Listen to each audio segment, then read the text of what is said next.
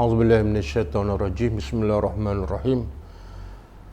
Alhamdulillahi rabbil alamin, nahmaduhu wa nasta'inu wa nastaghfiruh wa na'udzu billahi min syururi anfusina wa min sayyiati a'malina. May yahdihillahu fala mudilla lahu wa may yudlil fala hadiya lahu. Asyhadu an la ilaha illallah wahdahu la syarika lahu wa asyhadu anna Muhammadan abduhu wa rasuluh. Subhanaka la ilma lana illa ma 'allamtana innaka antal alimul hakim. Allahumma 'allimna ma yanfa'una wanfa'na bima 'allamtana wa zidna ilma. Allahumma ati anfusana taqwaha wa zakkiha anta khairu man zakkaha. Anta waliyuha wa maulaha. Rabbi yassir wa la tu'assir, Rabbi tammim bil khair, amma ba'du. Okey, kita sambung tadabbur surah Ibrahim,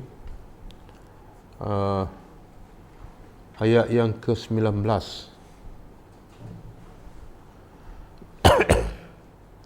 Jadi setelah Allah memberitahu bagaimana umat-umat dahulu, umat kaum Nabi Nuh, kaum Ad, kaum Samud, bagaimana mereka mengingkari para rasul mereka, dan Allah beritahu bagaimana dialog yang berlaku antara kaum yang derhaka kepada Allah dan dengan para nabi mereka.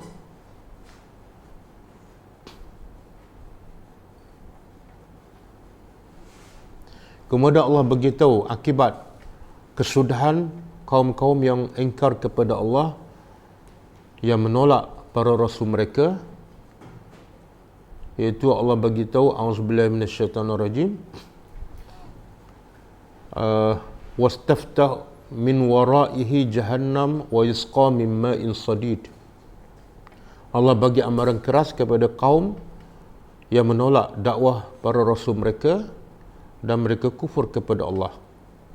Iaitu amarannya, Allah kata di belakangnya ada neraka jahannam, wa yusqa min ma'in sadid, dan mereka akan diberi minum daripada air nanah yang bercampur dengan darah. Dan Allah gambarkan bagaimana air darah dan bercampur dengan nanah itu sangat susah untuk ditelan. Allah gambarkan dalam ayat 17, yatajarra'uhu wa la yakadu yusighuhu wa ya'tihi al-mautu min kulli makanin wa ma huwa bimayyit wa min wara'ihi azabun ghaliz. Bila mereka nak telan air ataupun darah bercampur dengan nanah, yatajarra'uhu, sukar untuk mereka menelannya sebab air itu terlalu busuk dan sangat-sangat tidak enak. Wala yakadu yusighuhu, dan hampir-hampir mereka tak dapat, air itu tak dapat masuk ke dalam perut mereka sebab rasanya yang sangat-sangat busuk dan meloyakan, dan mereka nampak ketika itu mereka akan mati. Wa ya'tihil maut, mati datang daripada semua penjuru, tapi wa ma huwa bimayyit, sebenarnya mereka tak mati.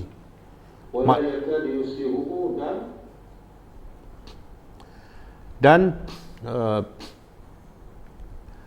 Allah nak gambarkan manusia ni bila diazab teruk mana pun, dia tergambar satu je, nak mati je. Sebab apa? Sebab mati itu seolah penyelamat bagi azab yang mereka sedang hadapi. Tapi Allah nak begitu di akhirat berlainan. Kalau kat dunia, orang-orang kafir ni sangat elak daripada kematian. Mereka kau boleh nak hidup selama-lamanya.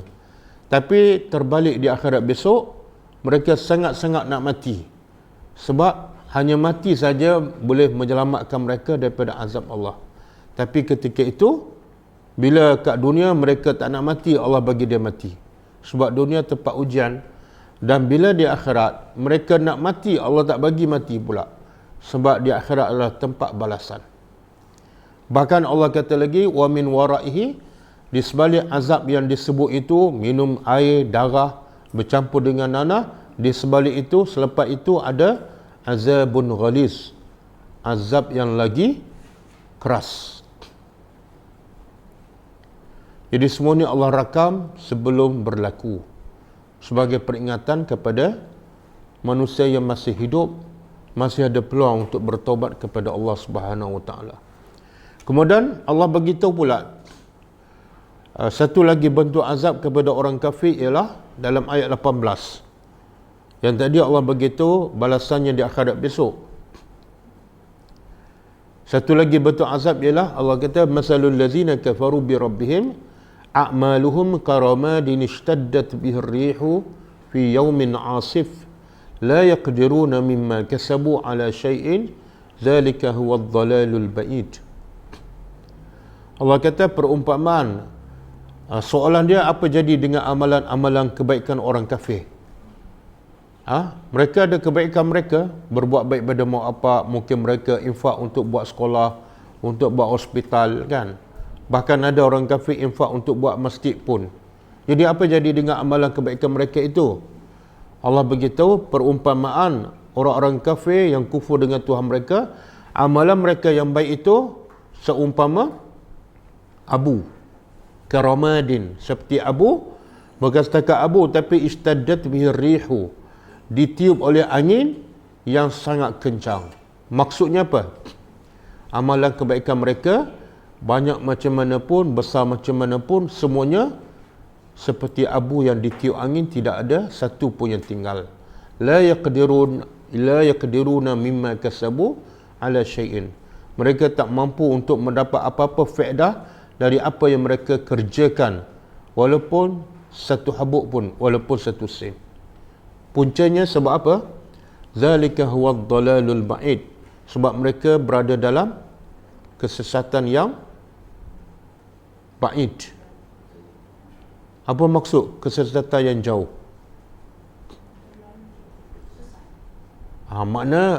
Maksudnya ialah bila dah jauh tu nak patah balik tu sangat sukar. Okey, kita berhenti situ kan. Jadi hari ini sambung ayat 19, Allah nak ceritakan apa sebab kenapa orang kafir ni tak percaya kepada hari akhirat. Kenapa mereka kufur kepada Allah, mereka menentang dakwah yang dibawa oleh para nabi mereka.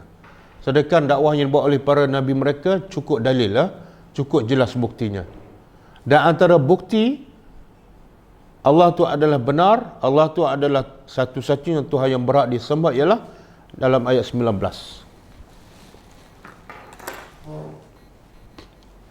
A'udzubillahi minasyaitonirrajim. Alam tara. Alam tara mana? Tidakkah? Tara? Tara di sini bukan makna melihat. Tara ni makna mengetahui. Dia tara ni ataupun ru'yatun. Ra'a, yara, ru'yatun. Ru'yatun ada dua. Satu, ru'yatun basariyah, iaitu ru'yah dengan melihat dengan mata. Yang kedua, ru'yatun idrakiyah ataupun ilmiyah. Ru'yah iaitu mengetahui. Yang ni melihat dengan mata, yang ni idrak, mana mengetahui.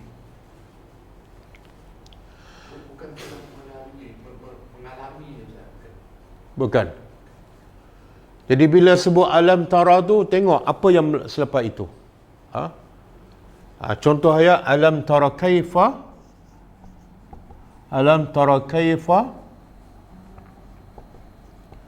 fa'ala rabbuka bi ashabil fil. Okey, Allah kata pada Nabi, tidakkah engkau, kalau kita terjemah melihat, tidakkah engkau melihat bagaimana Allah telah lakukan kepada tentera bergajah? Tapi masa Allah hancurkan tentera bergajah, Nabi ada tak masa tu? Nabi nampak tak? Jadi tara di sini bukan ru'yah basariyah, ru'yah idrakiyah. Kamu tak lihat ke, kamu tak tahu ke, kamu tak fikir ke? Okey, yang ni kita tengok tara ni, tara basariyah ke ataupun idrakiyah. Tengok ayat selepas tu. Ustaz, ada ke dalam ayat Quran yang tara yang berbentuk basariah juga? Yang berbentuk basariah. Ada. Macam bukan tara tetapi Ara'aita allazi yukazzibu biddin. Jadi tara ni fi'il mudhari'. Kalau ra'aita fi'il madhi, daripada perkataan yang sama. Adakah engkau melihat orang yang mendustakan agama? Itu tara apa tu? Ra'a apa dia? Dengan mata. Mana orang yang mendustakan agama, iaitu orang munafik, ada depan Nabi, berlega di sekeliling Nabi. Okey, di sini Allah kata apa? Alam tara annallah, sesungguhnya Allah khalaqa, telah mencipta. Jadi tara di sini tara apa? Melihat dengan mata ke berfikir dengan akal? Berfikir. Jadi tidakkah engkau mengetahui ataupun engkau berfikir? Sebab itulah biasanya dalam Quran kalau Allah sebut alam tara tu, sebenarnya mesejnya apa dia? Apa mesej yang Allah nak daripada kita bila Allah sebut alam tara? Allah nak kita berfikir. Bukan Allah nak kita habiskan ayat tu. Bukan Allah nak kita khatam, tak. Allah nak kita berfikir. Renung. Allah kata, cuba fikir. Dia pun baca sampai khatam, maknanya dia tak faham apa yang Allah nak. Okey, tidakkah engkau berfikir sesungguhnya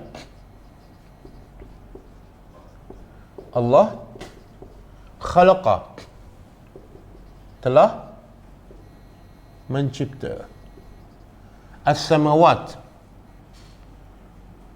langit-langit.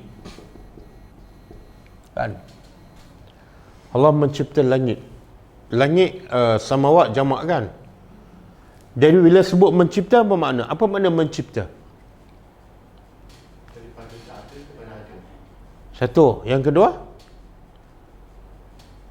kedua mencipta sesuatu yang tidak ada contoh sebelum itu. Kita banyak buat benda kan, tapi ada contoh kan, ada simple kan. Mana kita tak hebat sangat lah, sebab kita tiru apa yang orang dah buat kan. Cuma kita ubah-ubah je. Tapi bila Tuhan cipta langit, ada tak contoh sebelum tu? Itu hebat. Okey, Allah telah mencipta langit-langit wal arda, dan bumi, bil haq, dengan benar. Apa maksud dengan benar? Bil haq ni makna Allah betul-betul cipta. Satu. Yang kedua, Allah cipta langit tu adalah untuk kebenaran, bukan untuk sia-sia. Sebab itulah kita bila tengok langit ke ataupun tengok ciptaan Allah, kita disunatkan baca zikir. Zikir apa? Zikir apa? Tengok tak langit? Tengok kan? Ada. Apa dia? Tidaklah kau ciptakan semua sia-sia. Bahasa Arabnya? Rugi baca bahasa Melayu sebab tak ada pahala. Ma khalaqta hadza batila. Rabbana ma khalaqta hadza batila subhanaka faqina azaban nar. Surah Ali Imran. Dalam surah Ali Imran ayat 195. Apa maksud tu? Rabbana ma khalaqta hadza batila. Rabbana ma khalaqta hadza batila subhanaka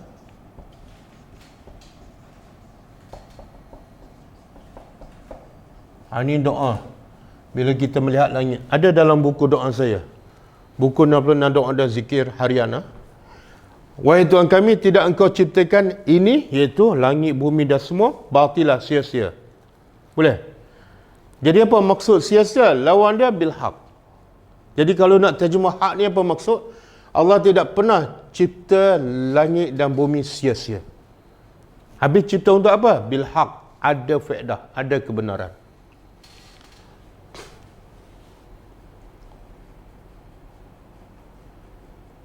Okey, sebenar apa kaitan ayat ni dengan ayat sebelum?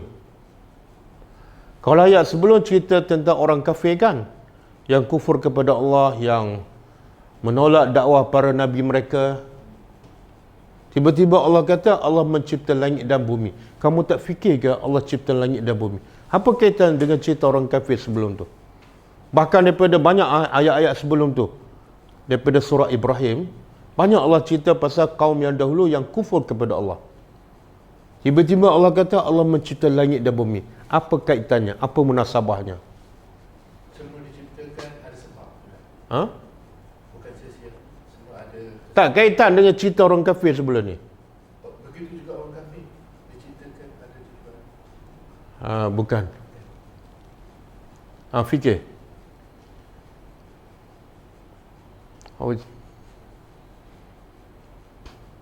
Itu tadabbur kena berfikir. Kalau tafsir dengar je sampai tidur. Dia orang kafir tak kufur kepada Allah sebab apa? Menentang para rasul sebab apa? Antara cerita yang Allah bawa apa dia? Iaitu cerita hari akhirat. Antara cerita para nabi bawa ialah cerita hari akhirat. Hidup kat dunia ujian. Sementara je. Lepas ni akan dibangkitkan untuk diberi balasan yang adil. Yang tu orang kafir tak percaya. Bila dia tak percaya pada cerita akhirat, apa jadi? Dia akan buat apa saja. Dia menentang Tuhan, dia buat maksiat. Okey, apa punca mereka tak percaya? Apa punca orang kafir tak percaya ada kehidupan selepas mati?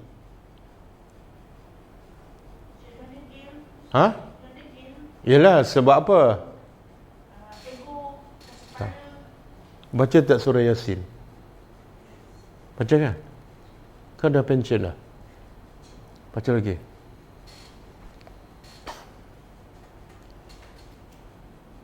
Puncanya ialah, kan dalam surah Yasin, apa orang kafir kata pada Nabi, mereka ambil pasir ni, apa tu? Ayat wahya ramim.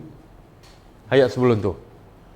Adakah masuk akal Allah boleh menghidupkan semula tulang-tulang izraman wahya ramim. Tulang yang telah hancur, tak masuk akal. Jadi punca orang kafir tak percaya cerita yang dibuat oleh para nabi mereka tentang hari kiamat ialah dia pakai logik akal. Bila manusia dah mati, dah hancur, Allah tak mungkin dapat cipta semula manusia seperti awal. Boleh faham? Bukan cipta manusia baru ni. Kalau saya mati umur 50, rupa saya macam ni, kulit saya macam ni, orak jari saya macam ni, duduk dalam kubur mungkin dah 1000 tahun, dah hancur. Tiba-tiba Allah bangkit semula saya, rupa sebiji macam ni. Itu orang kafir tak percaya. Jadi kaitan dengan ayat ni apa dia? Jadi Allah nak kata, inilah bukti bahawa aku mampu menghidupkan semula manusia. Apa buktinya? Apa buktinya? Kalau langit yang tak ada, kan? Kemudian tinggi, besar, tanpa tiang, tak retak, tak apa, beribu tahun aku boleh buat. Takkanlah susah sangat nak cipta manusia yang dah hancur. Kemudian nak cipta manusia pula bukan kali pertama, kali yang kalau nak cipta kali kedua dengan kali pertama, yang mana lebih sukar? Yang pertama. Jadi kalau yang kedua sepatutnya lagi. Jadi sebenarnya ini adalah pembuktian kepada orang kafir yang memang tak percaya. Dan inilah sebenarnya punca kebanyakan manusia kufur kepada Allah. Yang tak salat, cuba tanya sebab apa? Mungkin dia orang Islam, dia kata saya percaya pada akhirat. Kalau percaya, salatlah. Sebenarnya bila kamu tak salat, itulah bukti kamu tak percaya. Walaupun mulut kamu mengaku, kan?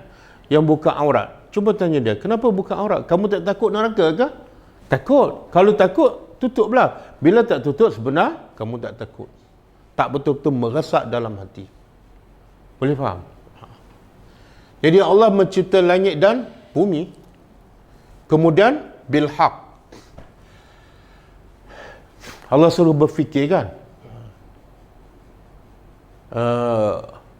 Yalah, logik tak? Saya boleh cipta bangunan pencakar langit 100 tingkat. Tiba-tiba orang tak percaya saya boleh boleh cipta meja yang kecil. Logik tak? Ciptaan langit dengan ciptaan manusia mana lebih hebat? Jadi Allah kata fikirlah. Langit yang besar 7 lapis aku boleh buat, takkanlah kamu yang kecil ni. Okey, kemudian in yasha. In sekiranya.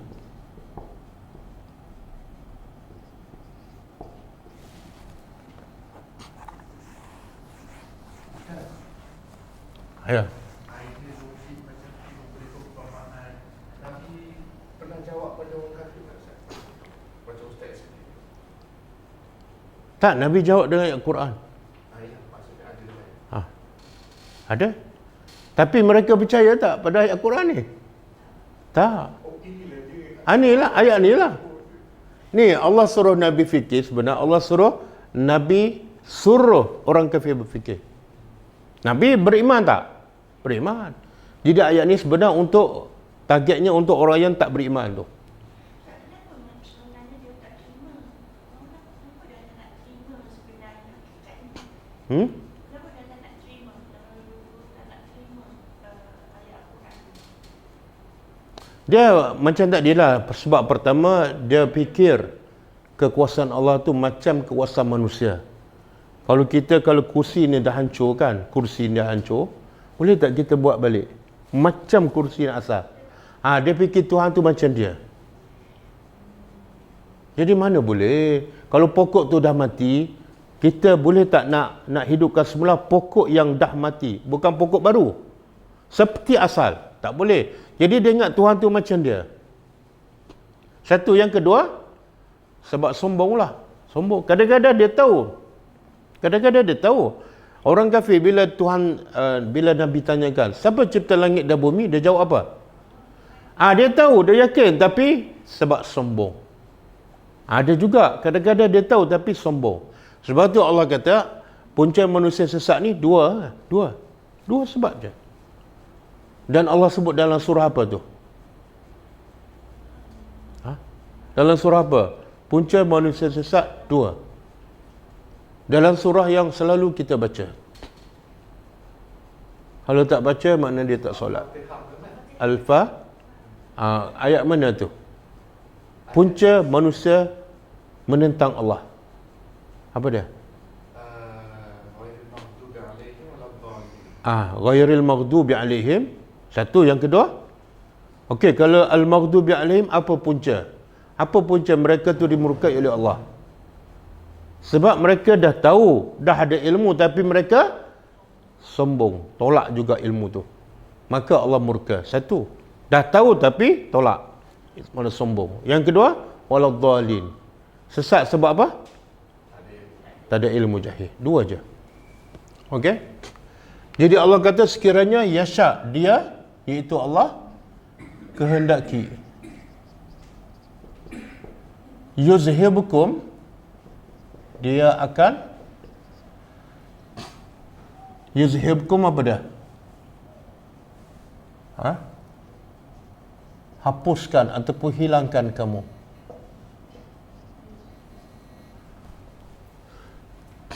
Jadi Allah boleh tak nak hilangkan manusia? Boleh. Dalam sekelip mata kan. Kita tahu tak, bila berlaku kiamat ni, manusia ramai tak lagi masa tu? Ramai lagi, tapi berapa masa Allah ambil untuk matikan semua sekaligus? Nafkhatu wahidah, satu tiupan je. Bila ditiup satu tiupan, semua mati sekaligus, serentak. Begitu juga bila manusia dah mati semua, dah masuk dalam tanah, dalam kubur, Allah nak bangkitkan semula. Allah ambil berapa masa untuk bangkitkan semua yang dah mati tu, daripada Adam sampai kiamat. Nafkhatun wahidah, satu tiupan. Kita kalau nak matikan, bukan nak matikan orang, nak matikan lilin hari jadi tu, berapa kali tiup? Tengok lilin lah berapa batang kan, itu baru nak matikan lilin. Jadi Allah kata kalau dia nak, dia boleh hapuskan. Tsunami berapa sekali mati? Tsunami itu datang sekejap je. Berapa sekali mati? Tak sampai 300,000. 300,000. Dan tentera Firaun dengan Firaun sekali kan dilemaskan oleh Allah sekelip mata je. Berapa ramai? Katanya ratusan ribu. Sekelip mata. Kemudian wayati, dan dia mendatangkan bikhalqin, dengan khalqin apa dia? Khalqin ciptaan ataupun makhluk jadid yang baru. Kalau Allah boleh mematikan sahaja, dah hebat kan? Tapi nak buat yang baru tak boleh. Tak berapa hebat sangatlah. Jadi Allah kata dia boleh hapuskan semua dan boleh ganti yang baru. Okey. Ada ini kalau Allah nak tunjuk kuasa dia lah. Tapi ada ayat lain Allah kata kalau kamu murtad, kamu kufur kepada Allah, Allah boleh matikan kamu semua dan Allah cipta makhluk yang baru yang sifatnya berlawanan dengan sifat yang Allah matikan. Apa dia? Cuba buka surah ni, surah Al-Maidah ayat 54. Ayat 54. Surah Al-Maidah.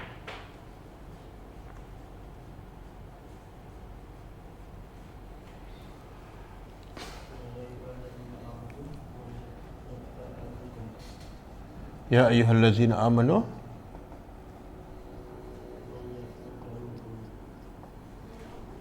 ayat 54. Man yartadda minkum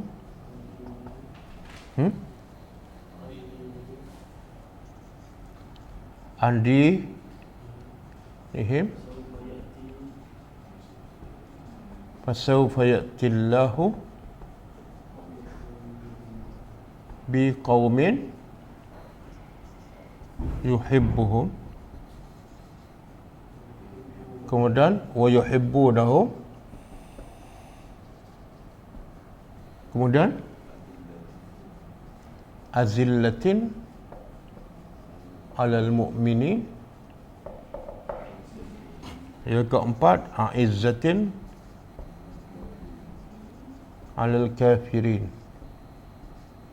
yang kelima yujahiduna fi sabilillah.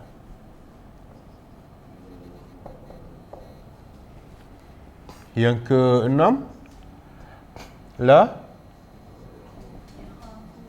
yakhafuna laumata laim. Tengok. Ni Allah nak bagi amaran lah. Kalau kamu kufur, kamu murtadkan, dah Islam dah tapi murtad balik, Allah kata bagi Allah tak ada masalah dan tak rugi pun bagi Tuhan.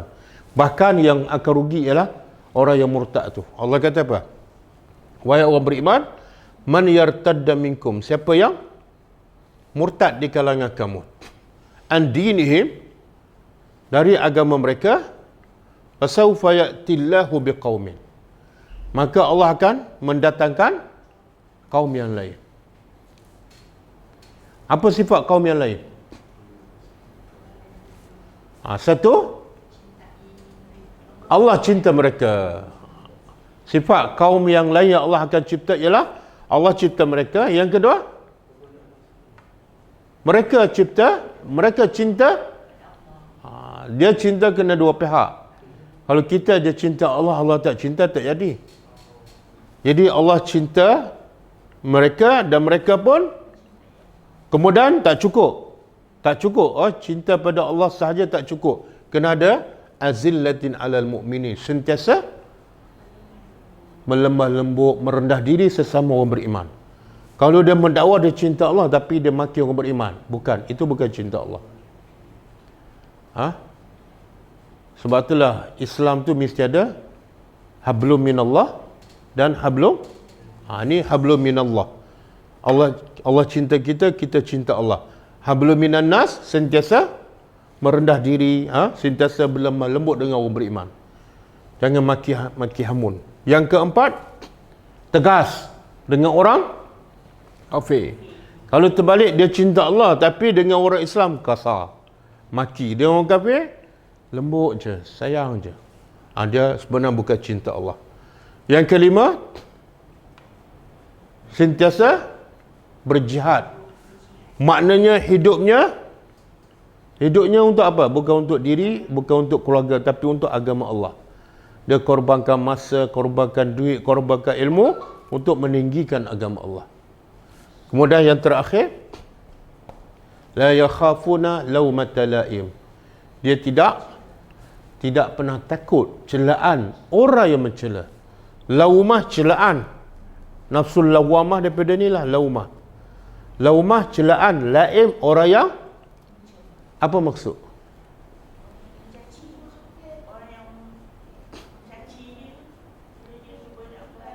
Tak, dia tak takut. Kita ni ada tak? Kita bila kita tahu kebenaran, kita ada rasa takut nak sampaikan ataupun nak tegur. Belum ada sifat ni. Kalau aku tegurkan nanti orang kata, takutlah tu. Takut orang kata, tak ada sifat ni. Bukan tak cukup ilmu, tak cukup berani. Tak cukup berani. Sebab boleh sampaikan ilmu walaupun satu ayat. Kadang-kadang orang ilmu banyak ada. Sahih Bukhari, Sahih Muslim, hafal Quran, tapi penakut juga. Okey? Dia salah ambil kira tentang orang lain punya komen tadi. Yalah. Jadi sebenarnya dia seolah dia jadi hamba orang lah. Takut orang kata tu hamba orang lah tu. Yang sepatut kalau dia hamba Allah, takut Allah marah. Okey? Surah Al-Ma'idah ayat 54. Okey. Ayat 19 ni Allah nak bukti apa ni?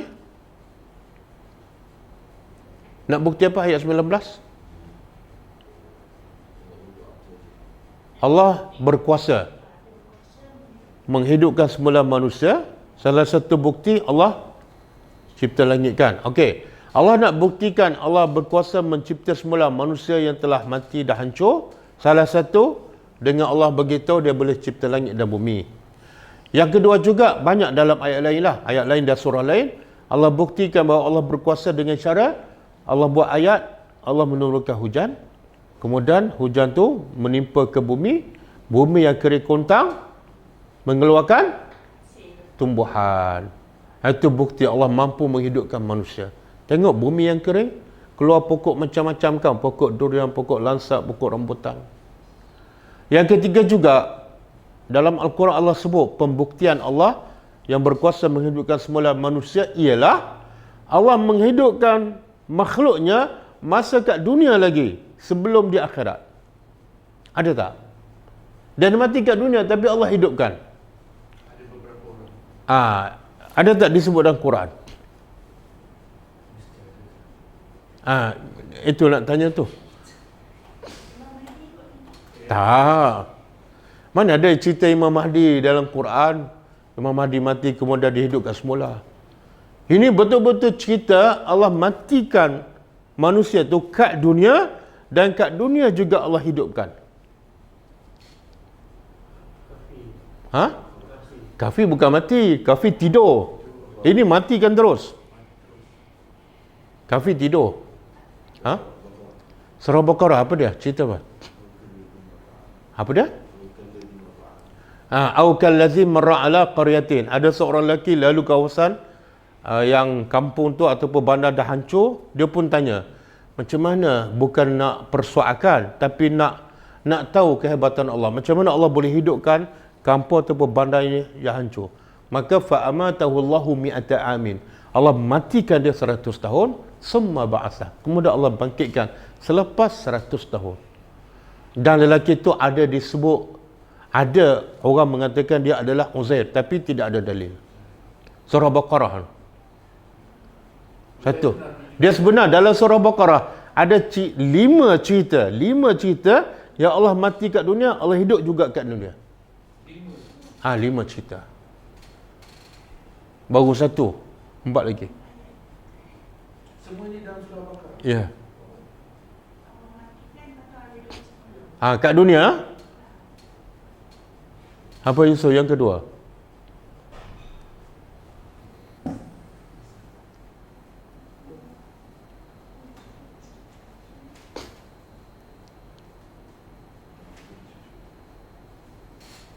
Yasin ayat berapa? Oh, Yasin. Keluarkan. Ada 4 lagi cerita.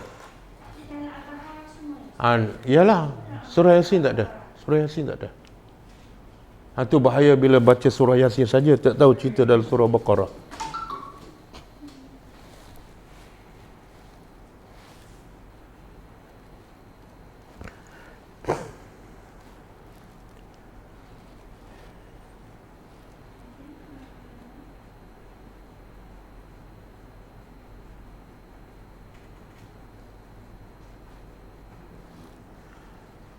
Kenapa orang Melayu tak nak baca surah selain daripada Yasin? Tanyalah entah orang Melayu kan. Ayat 6164 tu.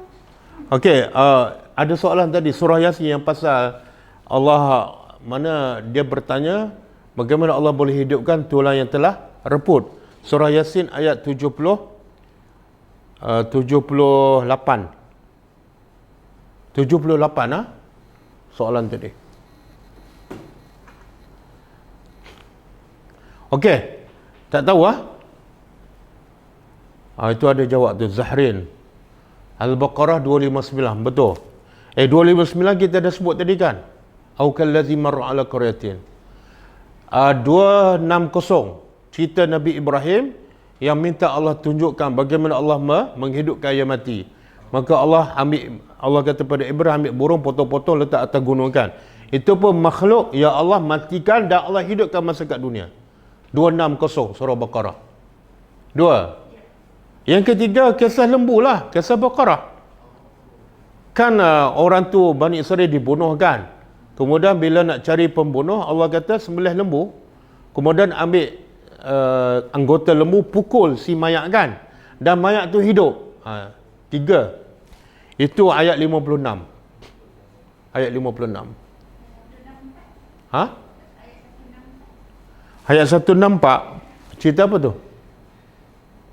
Contohnya pada penciptaan langit dan bumi. Bukan. Ini cerita betul-betul makhluk yang mati kat dunia Allah hidupkan. Ayat 56, kemudian ayat 73. Ayat 73.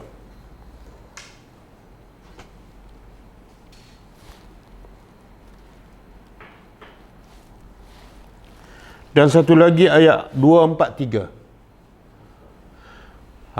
Tengok balik. Cek kat rumah.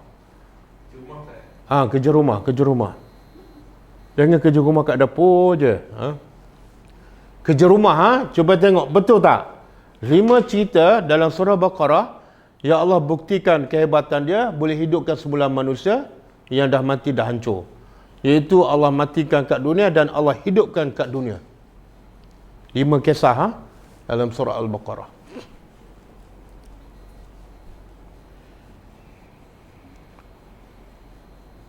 Ayat 56, ayat 73, ayat 243, ayat 259 dan 260. Okey. Kemudian Allah beritahu, wa ma zalika 'ala Allahi bi'aziz. Dan tidaklah demikian itu 'ala Allah, ke atas Allah, bi'aziz, sukar. Bi'aziz tu makna tidak sukar. Apa yang tidak sukar bagi Allah ni? Apa yang tidak sukar? Mencipta manusia yang dah mati. Sebab apa? Allah boleh cipta yang lagi besar dan lagi hebat, iaitu langit. Okey.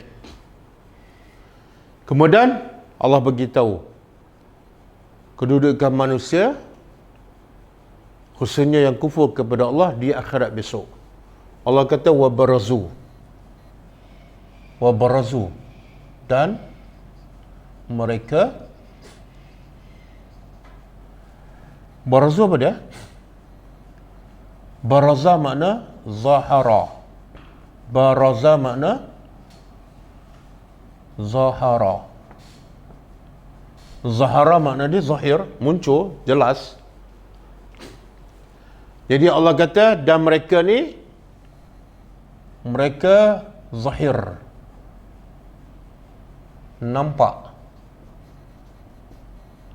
lillah, kepada Allah jami'an, kesemuanya. Apa maksudnya? Makna kesemua tu ialah yang baik, yang jahat, yang beriman, yang kufur, yang munafik, semua nampak jelas di hadapan Allah. Di mana ni? Di mana? Di pada masyarakat. Tapi sebenarnya yang ni, yang jahat, yang kafir, yang munafik ni dah jelas tak bagi Allah masa kat dunia. Tapi kenapa Allah kata jelas pula kat akhirat? Sedangkan kat dunia pun dah jelas. Ialah kenapa Allah sebut jelas di akhirat, sedangkan bagi Allah kat dunia pun mereka ni dah jelas dah siapa yang kafir, siapa yang munafik.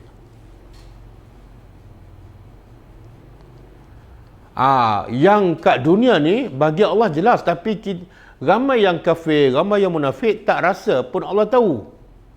Faham tak? Dia tak rasa pun, sebab tu dia terus lawan je. Tapi bila di akhirat, dia rasa betul-betul tak? Ada benda yang tersembunyi tak di akhirat? Ada benda tersembunyi? Tak ada. Kenapa? Sebab pada mahsyar ni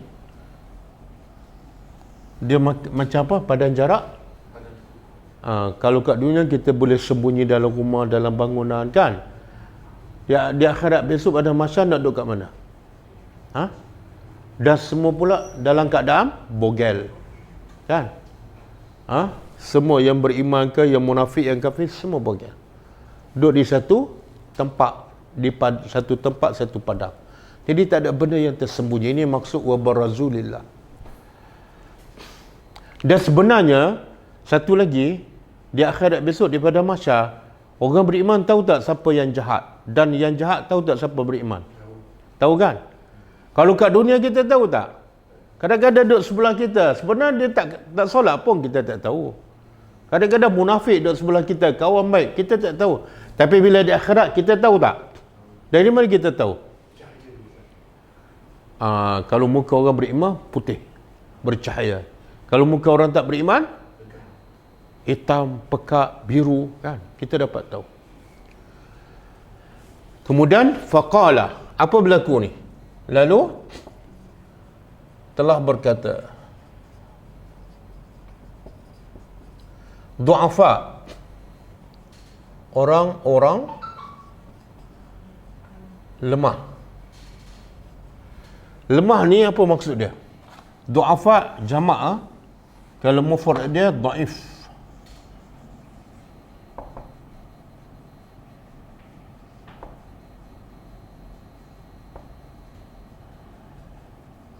Dhaif seorang, kalau ramai du'afa. Apa maksud orang lemah ni? Kat dunia siapa yang dikatakan orang yang lemah? Orang miskin. Tapi di akhirat besok siapa yang dikatakan orang lemah? Orang tidak beriman. Satu lagi. Orang yang tak beriman dan suka ikut orang. Sebab tu dia panggil lemah. Kalau orang tak beriman tapi dia pemimpin, dia tak panggil orang lemah. Dia panggil apa? Istakbaru. Ini pembesar.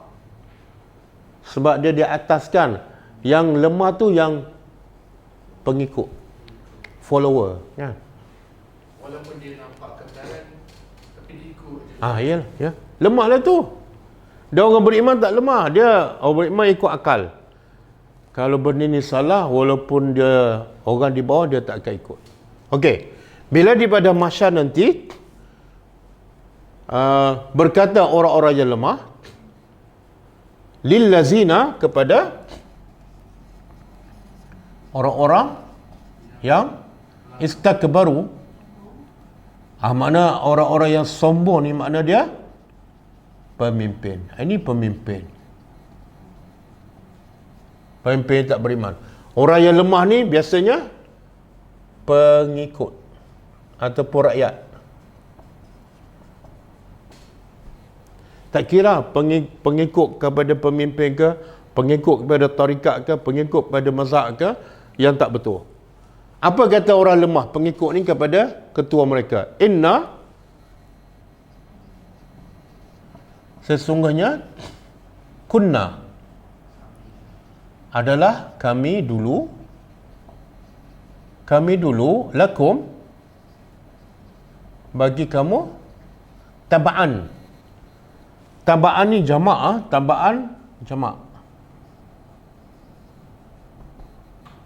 Taba'un, asalnya taba'un. Mufrad dia apa dia? Tabi'un. Jadi tabi'un, orang yang ikut, seorang. Kalau ramai, taba'un. Ataupun boleh juga dipanggil tabi'un ataupun tabi'in. Okey? Jadi sesungguhnya kami, kata orang lemah, bagi kamu adalah taba'an. Apa? Pengikut-pengikut. Kami kan pengikut kamu. Kami kan dulu JKK. Kan? Maka fahal, maka adakah antum, kamu, maghnuna, boleh?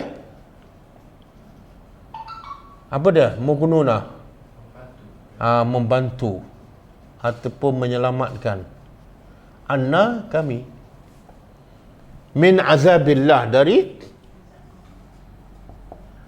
azab Allah, min syai', dari syai' apa dia? Apa-apa pun. Maksudnya apa dah? Selamatkan kami daripada azab dengan apa cara sekalipun. Jadi kami ikut kamu dulu sebab apa? Sebab kat dunia dulu kamu boleh bantu kami. Kan? Jadi sekarang takkan tak boleh bantu kot. Bagi brim ke apa kan? Tapi tak patut dia tanya, Ustaz. Orang pun memang takkan dapat bantu. Apa dia? Apa dia tanya, memang orang tu takkan dapat bantu kan. Dia pun susah. Mana? Kenapa tanya? Tak, orang ni soalan dia soalan tak patut kan? Sebab dia memang orang bodoh, sebab tu dia jadi pengikut pada orang ni kan. Jadi dia bodoh dia sampai ke akhirat. Satu, yang kedua, Allah nak bagi tahu, Allah nak berlaku dialog ni sebenarnya ini ada juga adalah bentuk azab kepada dua-dua pihak ni. Kan? Bila dia minta kawan tu tak dapat bantu dia, sakit hati tak? Itu bentuk azab. Dan bila pembesar atau pemimpin tak dapat bantu, bahkan dia pula, dia sakit hati kah? Sebab apa? Aku dulu sesat sebab kamu duk ikut je. Kalau kamu tegur, mungkin aku jadi baik kan? Tapi kamu ni ikut buta tuli. Puncanya kamulah. Jadi kamu pun penyebab aku sesat. Jadi kadang-kadang berlaku dialog tu adalah bentuk azab kepada mereka. Azab dari segi apa? Mental kan. Orang bagi penampar dan orang kata bodoh. Mana lebih sakit hati? Bodoh kan? Bodoh. Tapi besok dia tak kata bodoh, dia bagi penampar. Yang kata bodoh tu lagi sakit hati. Sebab maruah kita kan. Cuba buka surah Al-Baqarah ayat 166.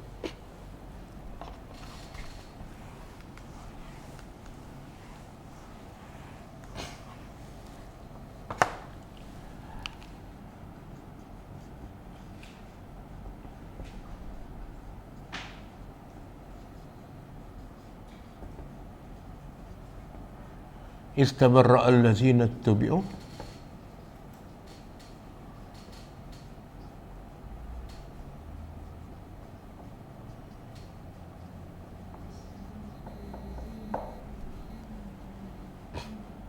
Ha? Istabarra allazina tabi'u. Faham.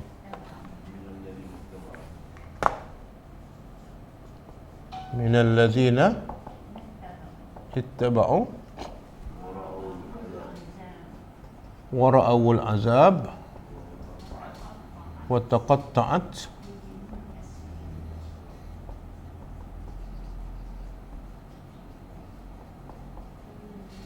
Okey, lepas tu ayat 167.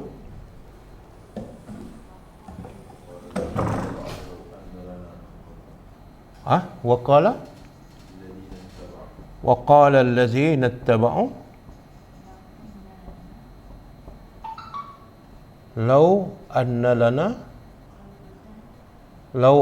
lana karratan fanatabarra'a minhu minhum kama tabarra'u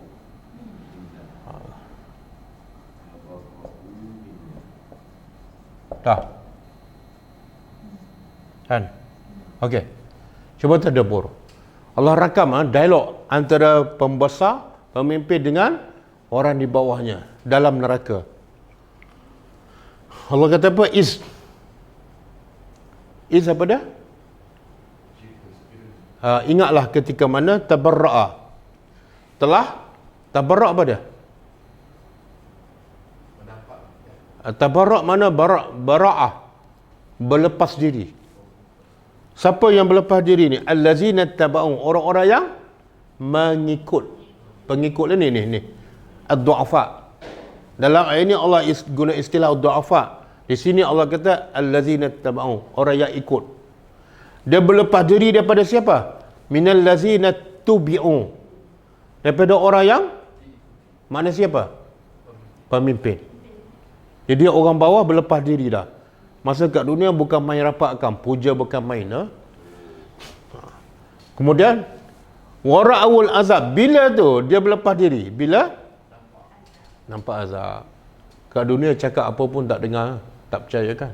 Tapi bila dia nampak, dia panggil apa ni? Kalau nampak tu, ilmu ada banyak peringkat kan. Ayalah, yakin tu banyak. Ilmul yakin, ainul yakin, hakul yakin. Yang ni apa ni? Ainul yakin.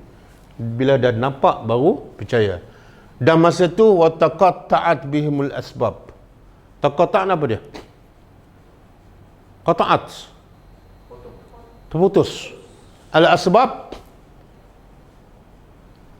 ni dah jadi bahasa Melayu. Dia jamak ni. Kalau mufrad ada sabab. Kalau satu sebab, dah jadi bahasa Melayu. Kalau jamak asbab pun orang Melayu pakai juga. Ni semua ni asbab je.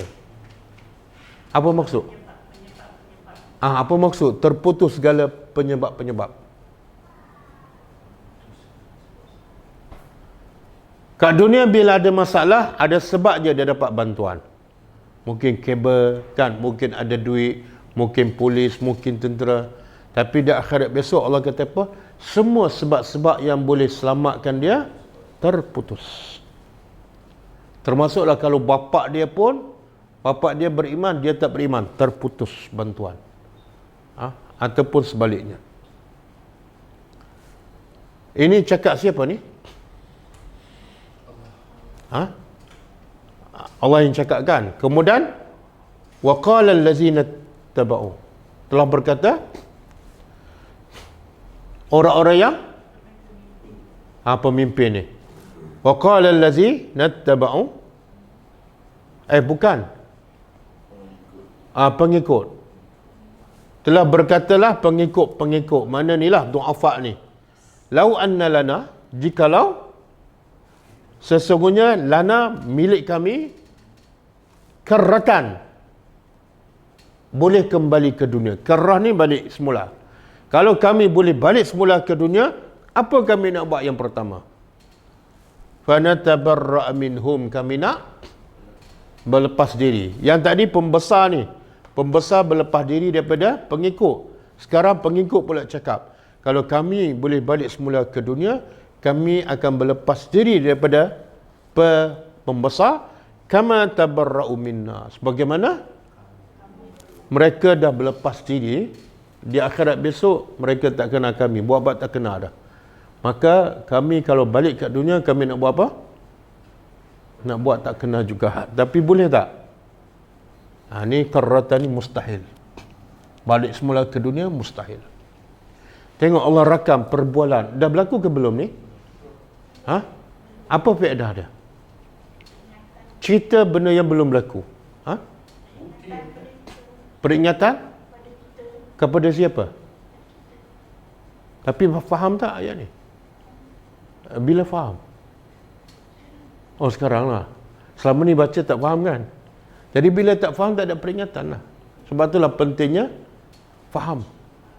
Kalau kita baca ni habis macam tu je, kan? Berapa ramai yang baca ni tapi tetap jadi pengikut pada pemimpin yang tak betul, kan? Berapa kali dia lalu ayat ni tapi tak berubah.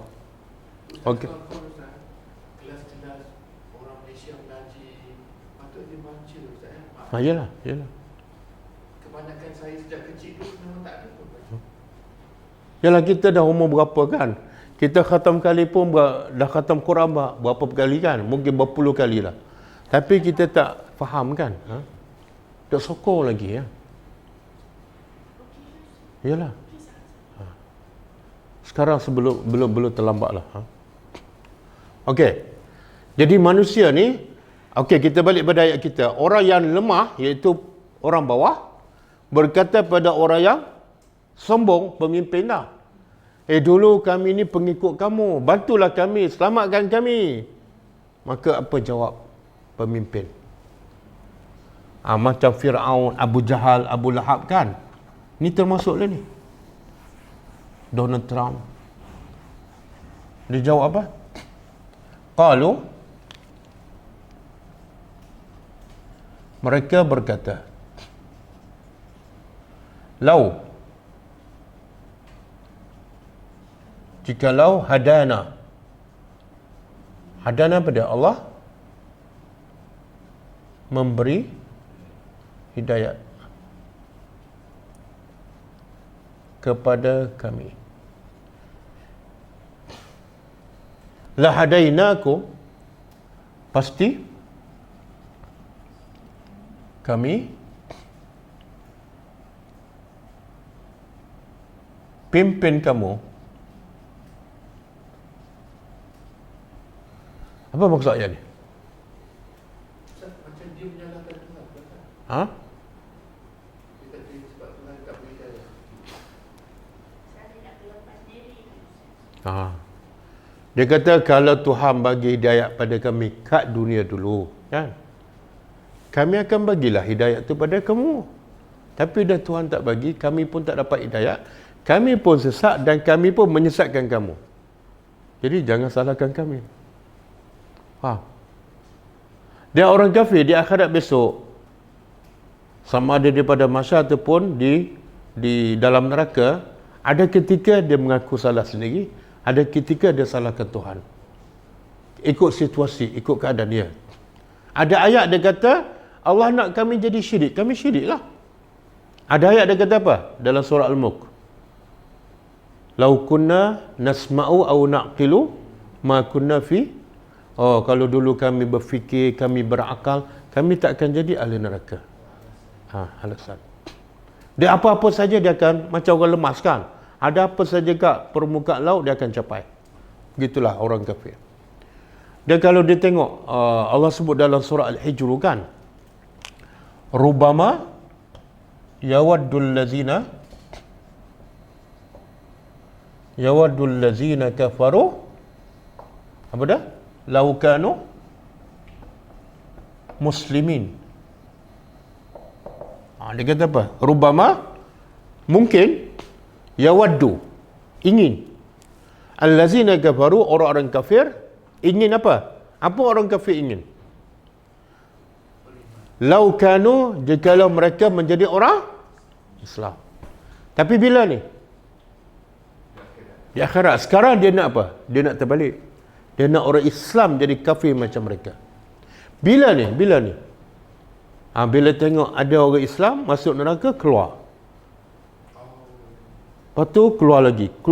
Dia kata, ya Allah, kalau aku jadi orang Islam macam dia, aku pun boleh keluar juga. Lau. Ni dipanggil lau bahasa Arab. Mana apa? Lau tu adalah mustahil. Okey?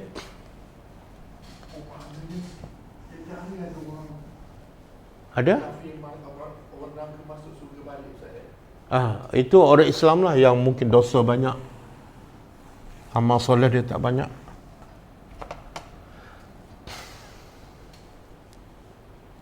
Tengok azab mental kan. Tengok dia kena bakar, makan pula buah zakum, minum pula air panas mendidih, darah, nanah. Lepas tu tengok orang keluar. Ya Allah, bila aku nak keluar? Besok tengok pula orang keluar. Bila aku?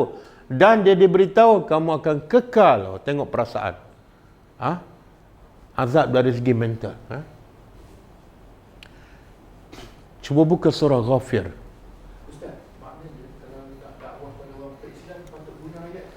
Iyalah, sebenarnya ayat ni untuk semua ni, termasuk orang kafir. Tapi masalah kita nak cerita pada orang kafir, orang Islam pun tak faham.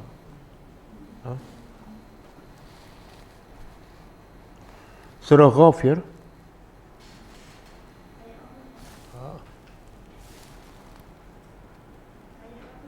Kejap. Surah Ghafir ayat 47.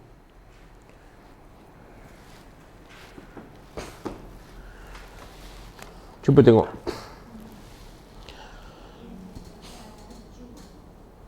Kadang-kadang ayat tu lebih kurang sama tapi dalam surah yang berbeza. Supaya apa?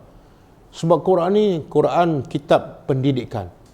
Kadang-kadang kita baca ayat ni kita lupa dah kisah ni kan. Jumpa surah lain, jumpa lagi, mengingatkan kita kembali. Okey, cuba terjemah. Wa iz yatahajjuna. Iz ketika mana? Yatahajjuna, mereka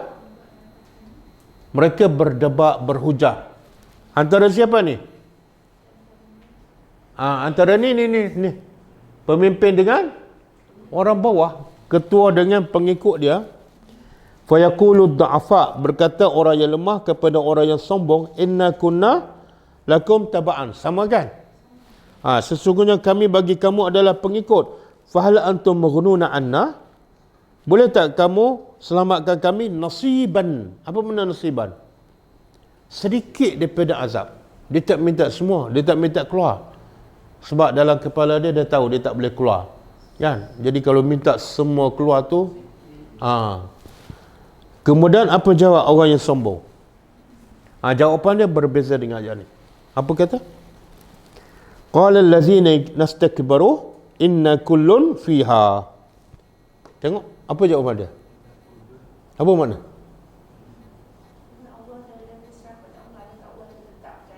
Tak. Inna kullun fiha. 3 patah aja. Sesungguhnya kami kullun semua fiha dalam neraka. Apa maksud? Kamu duduk dalam neraka, aku pun dalam neraka, macam mana nak tolong? Macam orang lemas kan? A lemas, B lemas. A minta tolong pada B. B jawab apa? Aku pun lemas ni. Tapi dia minta juga. Sebab apa dia? Memang bodoh. Yang masuk neraka ni memang orang bodoh. Kemudian, Inna Allah qad hakama bainal ibad. Allah dah hukum, putuskan antara kita. Jangan minta, jangan merayu apa-apa. Lagi terus ayat 49. Cuba tengok. Dia minta dengan pemimpin dia kata apa? Kita adalah sama. Nasib kita adalah sama. Maka dia tak putus asa, dia minta pada siapa pula? Tengok ayat 49. Wa qala allazina fin nar. Berkatalah orang yang dalam neraka li khazanati jahannam. Kepada khazanah apa dia? Penjaga-penjaga neraka jahannam. Ud'u rabbakum. Tolonglah doa pada Tuhan kamu. Dia tak kata Tuhan kami. Kenapa? Patut dia nak minta kan, mengaku je lah kan. Mengaku je. Itu Tuhanku juga. Tak. Sebab malu. Mintalah pada Tuhan kamu apa yang, tengok apa permintaan dia. Cuba tengok. Apa dia? Perkataan dia apa? Yukhaffif. Yukhaffif. Apa benda yukhaffif? Takhfif.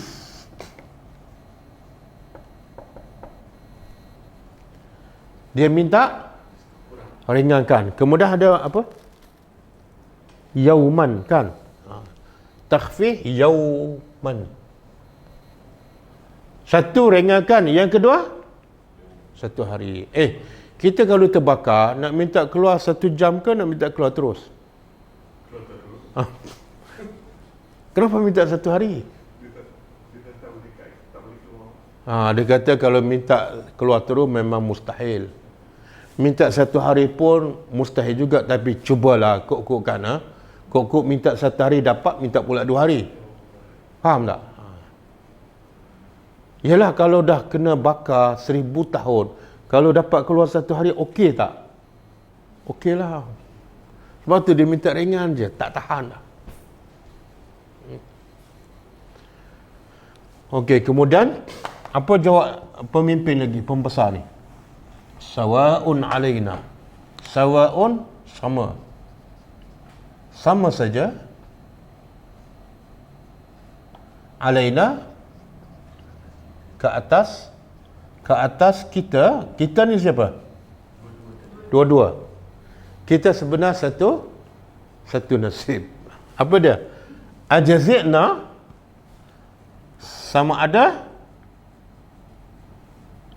sama ada jazi'na, kita marah,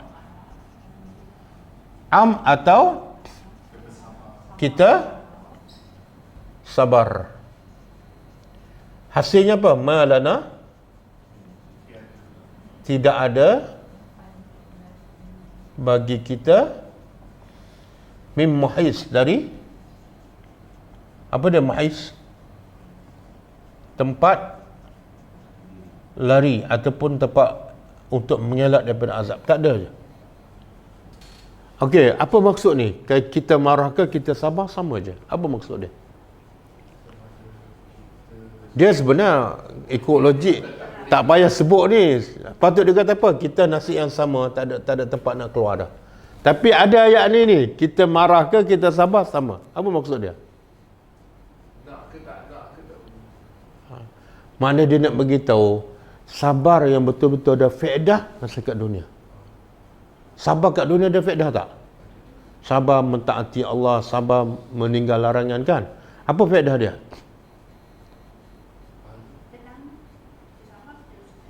Entah, Allah sebut dalam Quran, Allah akan bagi pahala tanpa hisab. Dan ciri-ciri ahli syurga yang paling utama sabar. Ada faedah. Tapi sekarang kita sabar dalam neraka, besar tak pahala? Sama. Sama, tengok sawa'un. Marah pun sama, sabar pun sama. Kat dunia marah dapat dosa, sabar dapat pahala. Ada satu riwayat disebut orang kafir dalam neraka ni, dia tengok orang Islam, ada yang menangis dan tunduk kepada Allah. Akhirnya dia keluar daripada neraka. Dia pun bercakap sama-sama dia, okey, kita tengok orang Islam tu, dia boleh keluar sebab dia menangis dan sebab dia tadarruk. Tadarruk di mana? Tunduk, patuh kan. Jadi kita menangis. Cuba tengok, boleh keluar tak? Dia pun pakak menangis, kemudian sabar. Last kali tak boleh keluar juga. Baru keluar ayat ni. Oh, rupa-rupa sabar dengan marah sama je, tak ada beza. Oh, dia orang duduk bersekali juga. Sekali. Ni berlaku dialog ni. Kita tak masuk dengan orang Islam boleh keluar.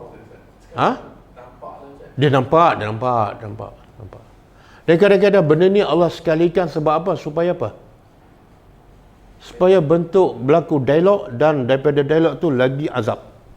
Lagi sakit hati. Kamu yang suruh aku isi borang masuk parti kamu kan dulu. Tengok dua-dua kita masuk neraka pada muka kamu. Kamu pun pada muka. Okey? Jadi kesimpulan daripada 3 ayat ni ialah apa dia? Apa yang Allah nak bagi tahu?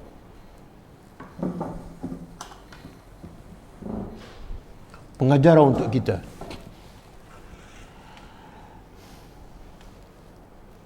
Janganlah jadi ahli neraka. Bila nak ikut, jangan ikut membuta tuli. Ikutlah al-haq, kebenaran. Jangan tengok siapa pemimpin, tapi tengok apa yang dia bawa.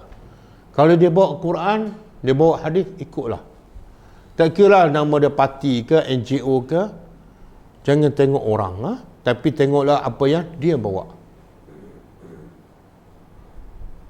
Kemudian, yang kedua Allah nak beritahu, pembesar kat dunia hebat macam mana pun, ramai pengikut macam mana pun, tapi di akhirat adalah tempat paling hina, iaitu masuk neraka dan kekal.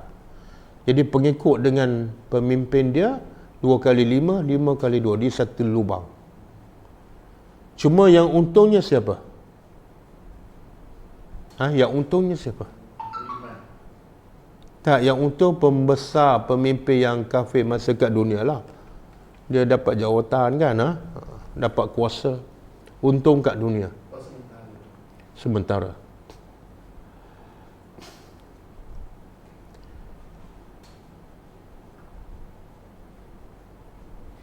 Saya nak tanya, kita ni kan memang dah ditentukan tu yang ada yang kafir, yang bukan kafir. Yang orang yang tak mendapat hidayah tu baru tak dapat hidayah. Tak, kita tak boleh kata kita ditentukan. Macam ni, Allah cipta kita dan Allah bagi kita pilihan. Setelah Allah bagi kita akal supaya kita berfikir, Allah utuskan Rasul, Allah turunkan Al-Quran sebagai panduan. Kemudian Allah bagi pilihan untuk kita pilih mana yang baik, mana tak. Dan Allah dah tahu kita akan pilih jalan kesesatan. Allah tulis yang itulah. Bukan Allah tetap dan tak boleh ubah. Faham? Maksudnya Allah memang dah tulis bahawa kita ni akan Allah tulis apa yang kita pilih setelah kita diberi pilihan. Allah tak pernah bersalah, Ustaz kan? Tak. Salah manusia tu sendiri. Ya, kalau kita kata Allah dah tetapkan, kita tak boleh buat apa, Allah zalim lah. Maha suci Allah. Dan kalau Allah dah tetapkan, apa faedah Allah bagi akal? Tak ada faedah lah akal. Sebab apa? Allah dah tetapkan aku neraka, fikir buat apa lagi? Ya. Dan Allah tak bolehlah utuskan Rasul. Rasul Muhammad kamu diam je. Sebab Allah dah tetapkan aku, tak ada faedah lah utuskan Rasul. Jadi Allah tulis apa yang kita pilih setelah kita diberi pilihan. banyak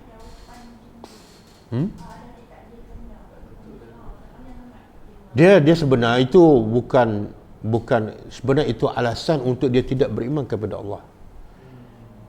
Alasan untuk dia tidak beriman kepada Allah. Buktinya apa? Dia kata kalau bab beriman ni, dia kata Allah dah tetapkan, Allah dah takdirkan, dia pun tak buat apa-apa. Okey? Okey, kita minta dia juga dalam bab rezeki pun buat macam tu. Jangan keluar bekerja, jangan pergi sekolah, duduk kat rumah je. Sebab apa? Allah dah tetapkan. Kamu pergi kerja pun Allah tetapkan kamu tak ada kerja kan. Jadi duduk kat rumah. Makan pun jangan makan. Sebab Allah dah tetapkan. Tunggu makan datang. Dia buat tak dalam bab rezeki macam tu? Tak buat. Dia bekerja habis-habisan. Keluar pagi balik malam. Jadi kalau nak menyalahkan takdir, salahkan semua sudut. Jangan bab agama je. Okey, cukup lah.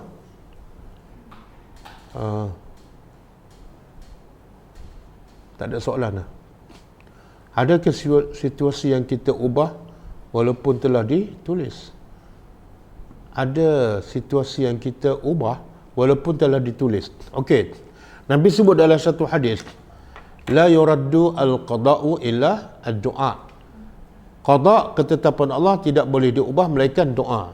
Sebenarnya kata ulama, dengan kita berdoa berubah. Sebenarnya doa kita yang menyebabkan berubah nasib kita, itu pun Allah dah tulis. Cuma perubahan tu disebabkan doa. Maknanya kita kena inisiatif memang datang pada kita. Ya. Nabi kata apa? Setiap orang Allah permudahkan mengikut apa yang dia pilih.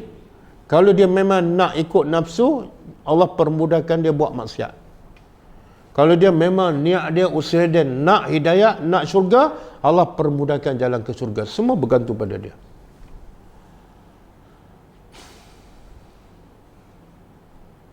Okey? Cukup ah? Kita tutup dengan membaca tasbih kafarah. Subhanakallahumma wa bihamdika asyhadu an la ilaha illa anta astaghfiruka wa atubu ilaik. Assalamualaikum warahmatullahi wabarakatuh.